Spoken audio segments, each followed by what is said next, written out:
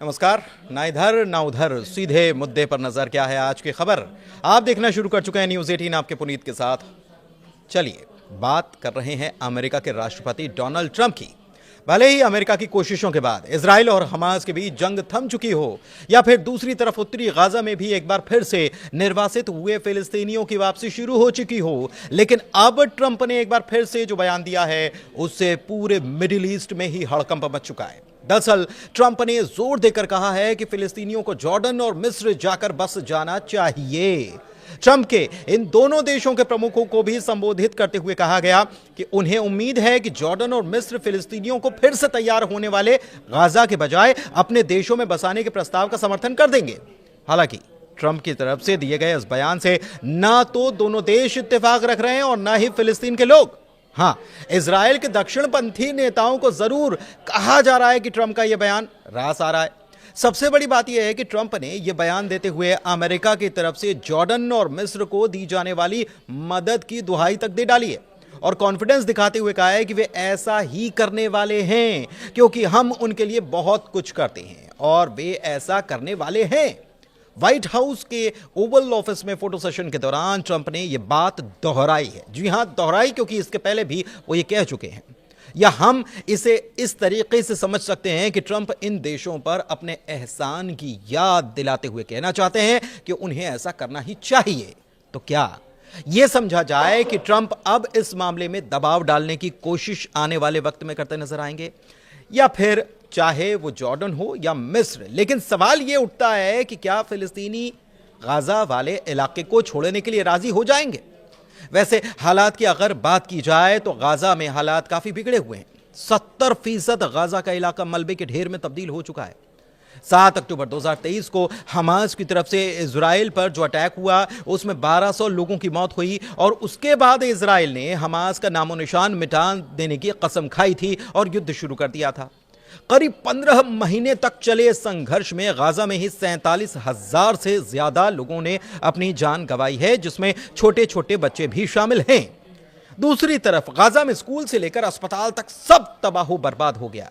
ऐसे में गाजा उजड़ा है, वीरान है। तो क्या फिर भी गाजा में लोग लौटना चाहते हैं? इसका जवाब है हां। लोगों ने क्या कहा यह आपको हम जरूर बताएंगे, लेकिन उसके पहले ट्रंप के बयान को समझते हैं। फिलिस्तीनी नेतृत्व संयुक्त राष्ट्र और क्षेत्र में अमेरिकी सहयोगियों के प्रस्ताव के व्यापक विरोध के बावजूद डोनाल्ड ट्रंप ने दोहराते हुए कहा है कि बड़ी संख्या में फिलिस्तीनियों को गाजा छोड़कर मिस्र या जॉर्डन चले जाना चाहिए।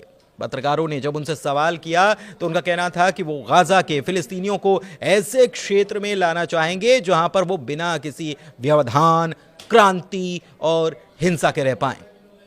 हालांकि यह साफ है कि मौजूदा अमेरिका नीति और अंतर्राष्ट्रीय कानून भी इसकी इजाजत देता नहीं है, लेकिन अब पूरा अरब इजराइल और फिलिस्तीन के बीच चल रहे संघर्ष के समाधान के लिए इस सुझाव को खारिज कर रहा है, जबकि इजरायली दक्षिणपंथियों ने कहीं ना कहीं इसे स्वीकार किया या उनको यह रास आ रहा है।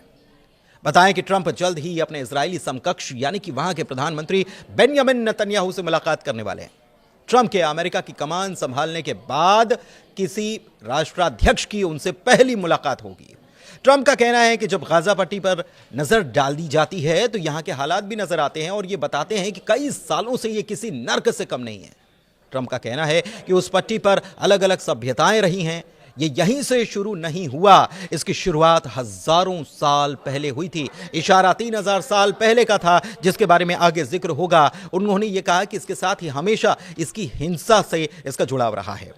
आप ऐसे क्षेत्र में रहने वाले लोगों को पा सकते हैं जो बहुत अधिक सुरक्षित हैं, शायद बहुत बेहतर हैं और शायद बहुत अधिक आरामदायक है। इतना ही नहीं, ट्रंप की तरफ से यह भी दावा किया गया कि रविवार को मिस्र के राष्ट्रपति अब्देल फतह अल सीसी और जॉर्डन के राजा अब्दुल्ला से उन्होंने बात की थी और जोर देकर कहा था कि सहमति इस पर बन जाए, सहमत हो जाएंगे। हालांकि आपको बताएं कि अम्मान और काहिरा दोनों अब तक इस बात पर अड़े हैं कि ट्रंप का सुझाव गैर स्टार्टर है। मिस्र की मीडिया में मंगलवार को जो खबरें आई उसमें यह दावा किया गया था कि सीसी ने ट्रंप से बात ही नहीं की। उधर गाजा की बात करें तो यहां का 70% बुनियादी ढांचा मटिया मेट हो चुका है। 2.3 मिलियन आबादी गहरे संकट में, 15 महीनों में 47,000 लोगों की मौत हो चुकी है और 90% लोगों को अपने घरों से विस्थापित होना पड़ा है। लेकिन उसके बाद भी हाल में जब इजराइल ने इस इलाके की बात की जाए तो हाल में जब इजराइल ने इस इलाके में प्रवेश करने के लिए, उत्तरी गाजा के इलाके में प्रवेश करने के लिए नेट्जारिम कॉरिडोर को खोला तो यहां से हजारों की तादाद में लोग फिर से अपने घरों की ओर लौटते नजर आए। लेकिन दूसरी ओर टाइम्स ऑफ इजराइल की तरफ से खबर सामने आई और इस खबर के मुताबिक सुरक्षा कैबिनेट के मंत्री ने अपना नाम न बताने की शर्त पर यह बताया कि ट्रंप की तरफ से यह बयान शायद इसीलिए आया ताकि इजरायली प्रधानमंत्री बेंयामिन नेतन्याहू की इजराइल में मजबूती और कुर्सी दोनों बरकरार रह सके। उनकी सरकार के ऐसे सहयोगी जो कि बंधकों के रिहाई और युद्ध विराम समझौते के बाद गठबंधन को अस्थिर कर चुके हैं, वो एक बार फिर से उनके ही पाले में आ जाएं।